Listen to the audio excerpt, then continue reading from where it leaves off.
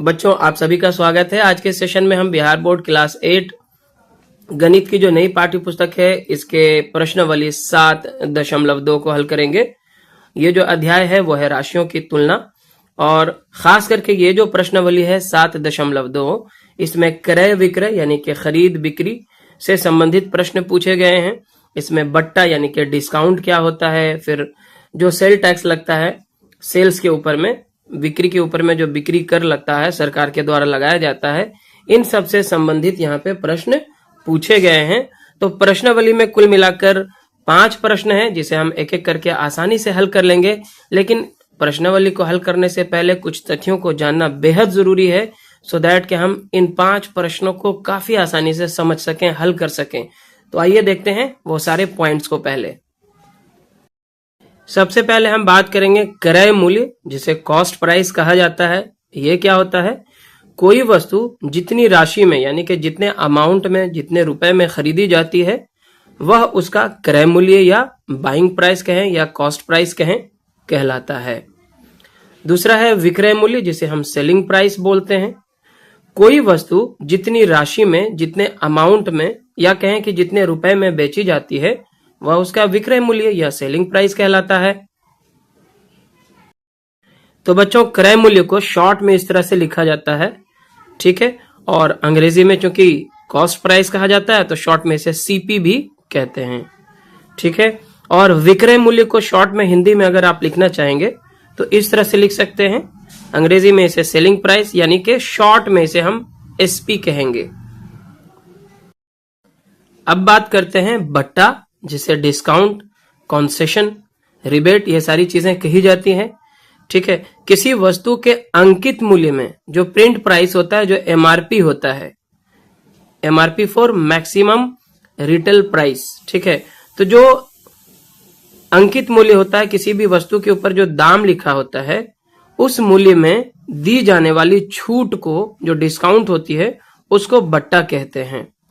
बट्टा बराबर क्या होगा? अंकित मूल्य माइनस विक्रय मूल्य। चलिए, जैसे मान लेते हैं कि एक पैंट का जो है, एक पैंट का अंकित मूल्य है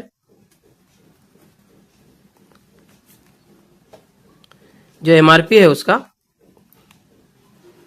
वो है 1000 रुपया, ठीक है। और उसे बेचा जा रहा है, उसका जो विक्रय मूल्य है मान लिया जाए 800 रुपया में बेच दिया जा रहा है, ठीक है। तो इस हिसाब से जो बट्टा इसमें होगा, जो डिस्काउंट दिया जा रहा है, अमाउंट में कैलकुलेट कर रहे हैं, तो बट्टा कितना होगा?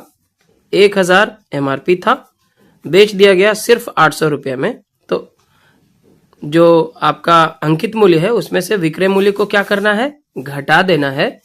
तो आपको निकल के आ जाएगा कि 200 रुपया जो है उसको डिस्काउंट मिला है, ठीक है। चलिए आगे बढ़ते हैं। एक और पॉइंट है कि यदि बट्टा प्रतिशत दिया हुआ है तो बट्टे का परिकलन किया जा सकता है। इस केस में क्या होगा? बट्टा बराबर अंकित मूल्य का बट्टा प्रतिशत।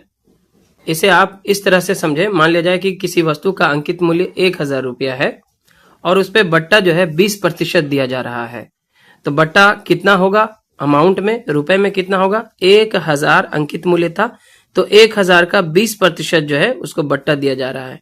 तो आगे इसे हम लिखेंगे 1000 और का मतलब होता है गुना। 20% को जब हम भिन्न के रूप में लिखेंगे तो 20/100, ठीक है। यहां से देखिए 2 0 और यहां से भी 2 0 काट देते हैं, तो यहां बचता है 10 गुना 20, तो 20 दही कितना होगा?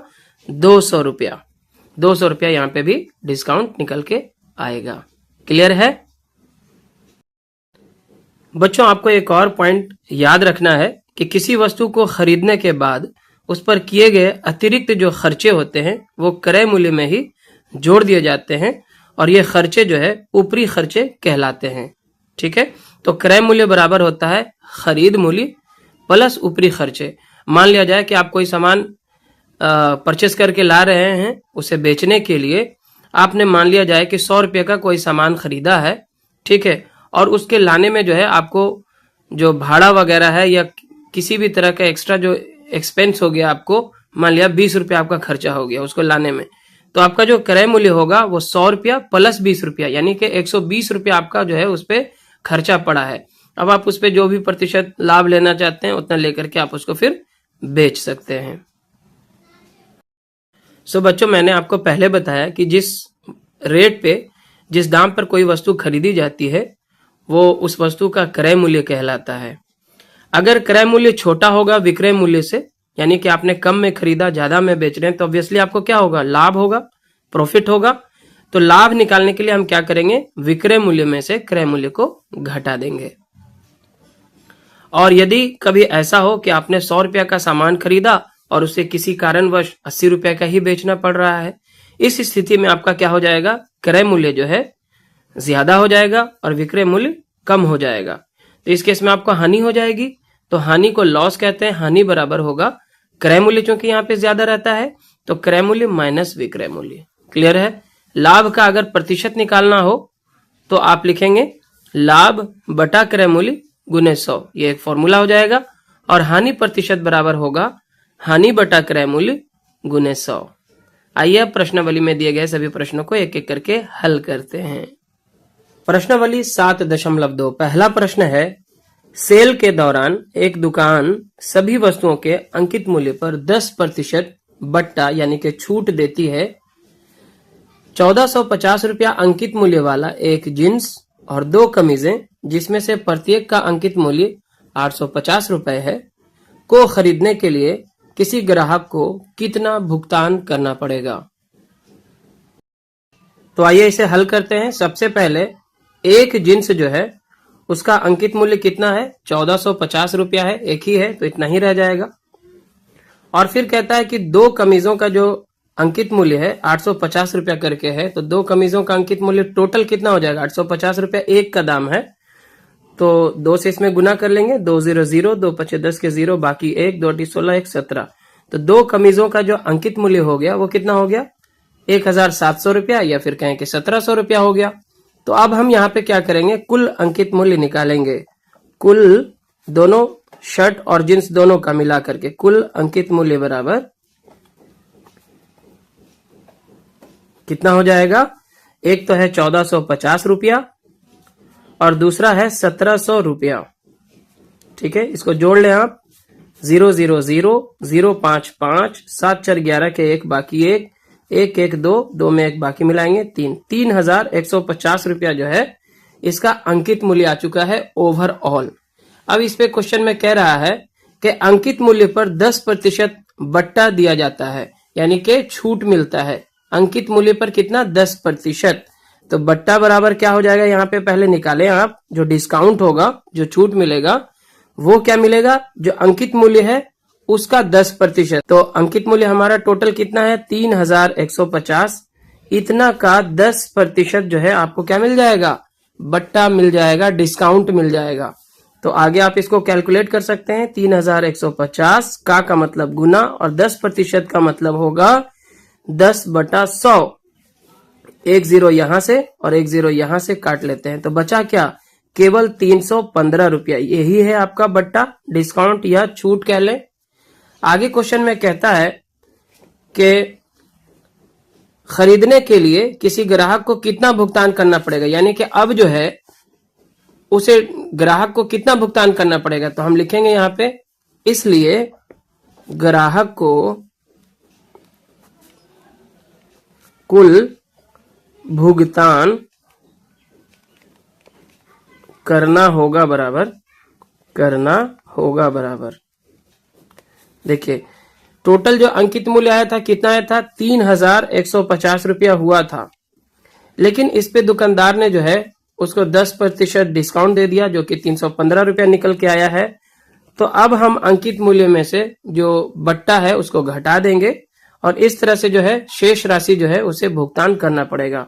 तो 10 में से 5 गया 5, ये हो गया 4, 4 में से 1 गया 3, और ये जो है 11 बनेगा, 11 में से 3 गया 8, और ये 2 बच जाएगा, यानी कि 2835 रुपया जो कस्टमर है, जो ग्राहक है, उसे भुगतान करना होगा। क्लियर है, काफी आसानी से ये आप समझ गए होंगे। आगे लेते हैं क्वेश्चन नंबर 2 को।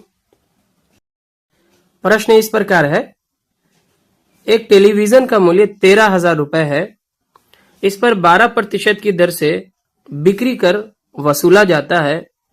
यदि विनोद इस टेलीविजन को खरीदता है तो उसके द्वारा भुगतान की जाने वाली राशि ज्ञात कीजिए। अब यहाँ पे क्या है कि इस पे बिक्री कर लगता है। यहाँ बुक में आपको एक पॉइंट दिया गया था कि किसी वस्तु की बिक्री पर बिक्री कर या सेल टैक्स या शॉर्ट में एसटी जो है सरकार द्वारा वसूला जाता है। यह दुकानदार द्वारा ग्राहक से लिया जाता है और फिर दुकानदार जो है इसे टैक्स के रूप में सरकार को जमा कराते हैं। इसलिए यह हमेशा वस्तु के विक्रय मूल्य पर लगता है और बिल की राशि में जोड़ दिया जाता है। एक अन्य प्रकार का कर है जो वस्तु के मूल्य में वैल्यू एडेड टैक्स या वैट के नाम से जुड़ता है। तो अभी तो वैट है नहीं लागू, वैट खत्म कर दिया गया है। अभी क्या चल रहा है? GST, goods and service tax. 1 जुलाई 2017 से भारत सरकार ने जीएसटी लागू किया है, जो माल और सेवा कर यानी कि टैक्स का संक्षिप्त रूप है। यह कर माल की आपूर्ति या सेवा दोनों पर लगाया जाता है। यहाँ टेलीविजन का जो मूल्य है वह है 13,000 रुपए और उस पे फिर 12% जो है बिक्री कर लगेगा या फिर कहें कि जीएसटी लगेगा। तो हमें बताना है कि बिक्री कर लागू होने के बाद उसे कितना भुगतान करना पड़ेगा।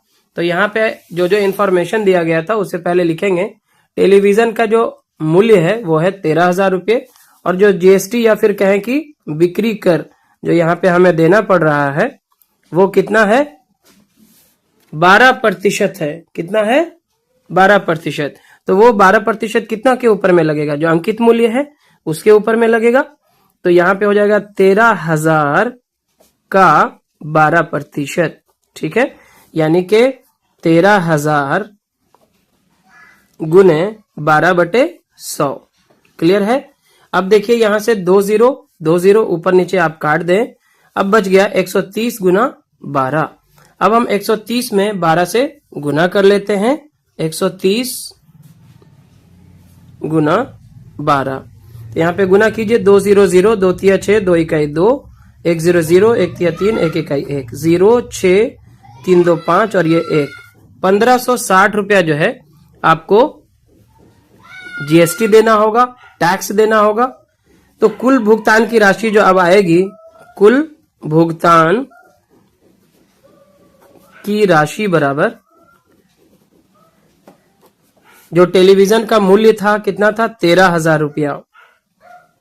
इसमें जो है आपको जीएसटी देना पड़ेगा 1560 रुपया। 0 0 0 और 6 0 हो जाएगा 6, 5 और 0 5 ही होगा। 1 और 3 हो जाएगा 4 और फिर ये 1 उतर जाएगा, यानी कि 14,560 रुपया जो है आपको भुगतान करना पड़ेगा इस टीवी को खरीदने के लिए। क्लियर है?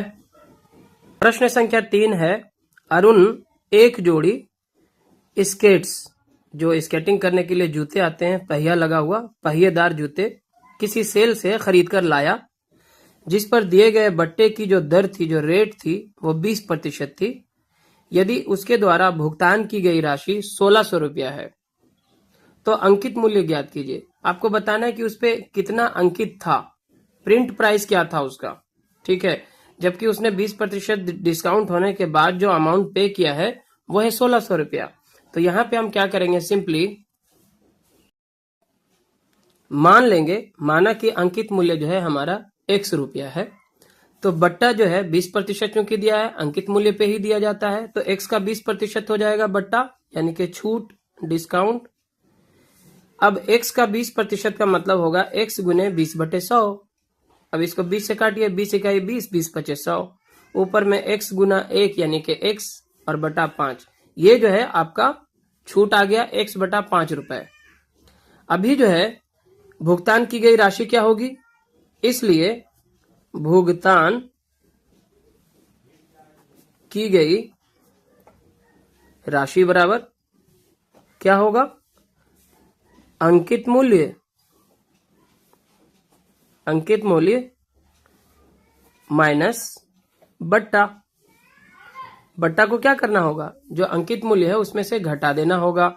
अभी हमें भुगतान की गई राशि पहले से ही बता दी गई है कि यदि उसने 1600 रुपया भुगतान किया है तो अंकित मूल्य ज्ञात कीजिए। तो यहाँ पे भुगतान की गई राशि के जगह पे हम क्या लिख देंगे, 1600 रुपया लिख देंगे। और बराबर हमारा अंकित मूल्य हमने कितना मान लिया है, x रुपए, तो x लिख लेंगे। और माइनस बट्टा, तो बट्टा हमारा कितना आ चुका है, x बटा 5, तो माइनस x बटा 5। ठीक है, या 1600 बराबर, यहां पे देखिए इसके नीचे एक छुपा होता है, इन दोनों का एलसीएम करेंगे तो 5 आएगा। एक से ये 5 बार में कटेगा, 1 पचे 5, तो 5 से गुना हो जाएगा x में, यानी कि 5x माइनस 5 इकाई 5, तो x में 1 से गुना होगा तो x ही रह जाएगा। या आगे बढ़ेंगे, 1600 बराबर होगा 5x में से x को यानी 1x को घटा देंगे तो 4x बटा 5।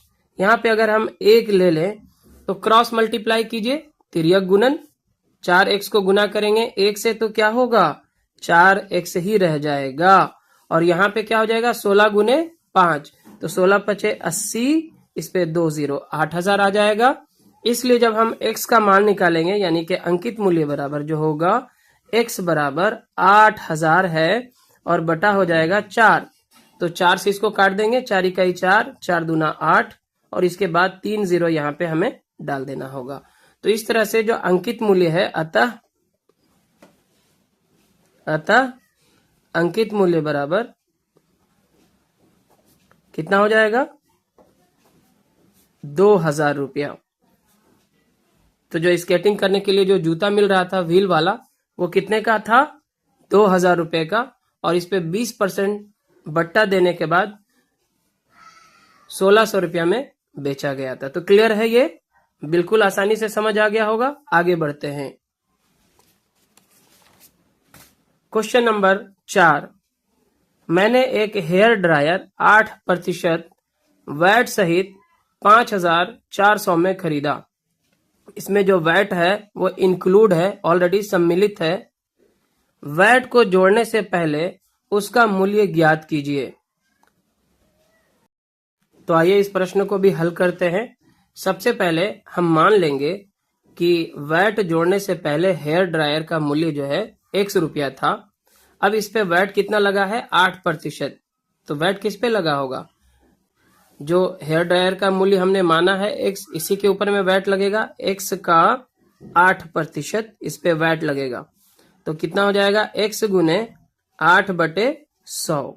इसको अगर आप काटेंगे तो 4 दूनी 8 और फिर 4 दूनी 8, 4 पचे 20, यानी कि हो जाएगा x गुने 2, 2x बटा 25। ठीक है, ये जो है आपका वैट आ चुका है, इतना रुपया। अब जो वैट सहित जो मूल्य होगा वो क्या होगा, इसलिए वैट सहित मूल्य बराबर कितना हो जाएगा, बिना वैट के कितना था, x रुपया था, और वैट कितना इसमें लगेगा, 2x बटा 25 रुपया लगेगा। तो वैट सहित मूल्य क्या हो जाएगा, x प्लस 2x बटा 25, है ना। और वैट सहित मूल्य हम लोगों को प्रश्न में ही दिया गया है, कितना था, वैट सहित जो है 5400 रुपया है। तो इसके जगह पे आगे हम लिख सकते हैं 5400 रुपया। ठीक है, बराबर, यहाँ पे इसे हल करेंगे, इसके नीचे 1 अगर ले लें आप तो ये 25, इसका एलसीएम आ जाएगा। 1 से ये 25 बार में कटता है तो 25 से इसमें गुना होगा तो 25x हो जाएगा। 25x हो गया यहाँ पे, प्लस 25 से ये 1 बार में ही कट जाता है, 25 इकाई 25, तो 2x में 1 से ही गुना होगा तो 2x ही रह जाएगा। फिर से यहाँ पे वही क्रॉस मल्टीप्लीकेशन, तिर्यक गुणन का सहारा आप लें, या हो जाएगा, देखिए 25 और 2 कितना हो गया, 27x में गुना होगा 1 से ही, तो 27x रह जाएगा। और यहाँ पे देखिए क्या हो जाएगा, 5400 और गुना 25 रहने देते हैं। ठीक है, इसलिए अब हम x का जब मान निकालेंगे तो क्या लिखेंगे, x बराबर हो जाएगा 5400 गुना 25, और ये गुना में जो 27 है उधर जाके क्या हो जाएगा, भागा में हो जाएगा, यानी कि बटा में हो जाएगा। 27 से आसानी से ये कट जाएगा, 27 दूना 54, और इसके बाद 2 0 और बचेगा, तो 2 0 यहाँ पे आप डाल दें। अब आप गुना करेंगे 200 गुने 25 को, तो कितना आ जाएगा, 25 दूना 50, और इस पे 2 0 और बढ़ेगा, यानी कि आ जाएगा 5,000 रुपया। कितना आ जाएगा? 5,000 रुपया। अतः हम कह सकते हैं कि वैट जोड़ने से पहले हेयर ड्रायर का जो मूल्य था वो था 5,000 रुपए। और अब हम क्वेश्चन नंबर 5, जो कि इस प्रश्नावली का अंतिम प्रश्न भी है, उसे हल करेंगे। क्वेश्चन है, कोई वस्तु 18% जीएसटी सम्मिलित करने के बाद 1239 रुपए में खरीदी गई। जीएसटी जोड़ने से पहले का उस वस्तु का मूल्य ज्ञात कीजिए। तो यहाँ पे हम इसके हल में लिख सकते हैं, माना कि जीएसटी जोड़ने से पहले वस्तु का मूल्य बराबर x रुपया। मान लेते हैं कि जीएसटी जब नहीं जोड़ा गया था तब उसका जो मूल्य था वो x रुपया था। तो जीएसटी कितना परसेंट जोड़ा गया है? 18%। तो यहाँ पे हम जीएसटी जब निकालेंगे तो ये क्या होगा? जो जीएसटी जोड़ने से पहले का जो मूल्य है उसका 18% निकालना होगा, यानी कि x रुपए का 18%। चलिए, तो इस प्रकार हम जीएसटी का अमाउंट निकाल सकते हैं। x गुने 18% को लिखेंगे 18/100 और इसको 2 से काटेंगे, 2 × 18 और 2 × 5 = 10, 0। ठीक है, तो 50 यहाँ पे आ गया। कुल मिला के हो जाएगा 9x, 9 × x बटा 50। इतना रुपया जो है हमारा जीएसटी का हो जाएगा। अब हम क्वेश्चन में देखते हैं कि जीएसटी जोड़ने के बाद जो मूल्य हुआ है वो है 1239 रुपया, यानी कि जीएसटी जोड़ने से पहले कितना था। इसलिए यहाँ पे हम लिखेंगे प्रश्न के अनुसार जीएसटी से पहले का मूल्य प्लस जीएसटी 9x बटा 50। इन दोनों को अगर हम जोड़ देंगे तो हमारा जो विक्रय मूल्य था वो कितना था? 1239 रुपया आएगा। ठीक है, अब इसे हल कर लें, x का मान निकाल लें तो हमारा जो है जीएसटी जोड़ने से पहले का मूल्य पता चल जाएगा।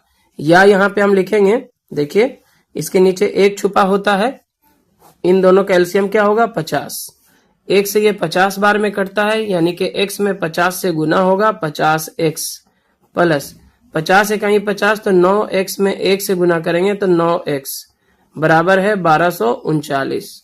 ठीक है, या हम लिखेंगे 50 × 9 59x बराबर क्या हो जाएगा? ये तिर्यक गुणन करेंगे, देखिए इसमें 1 से गुना होगा तो उतना ही रह जाएगा और यहाँ पे हो जाएगा 50 गुने 1239। ठीक है, तो आगे हम लिखेंगे या 59x बराबर, यहाँ पे हमें 1239 में गुना करना होगा कितना से? 50 से।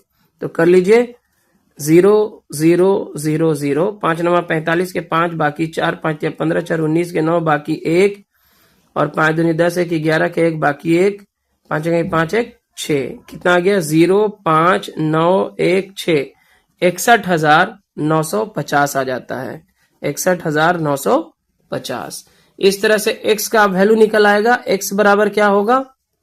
61,950 बटा 59, क्योंकि ये गुना वाला जो 59 है उधर जाएगा तो क्या होगा? भागा में हो जाएगा।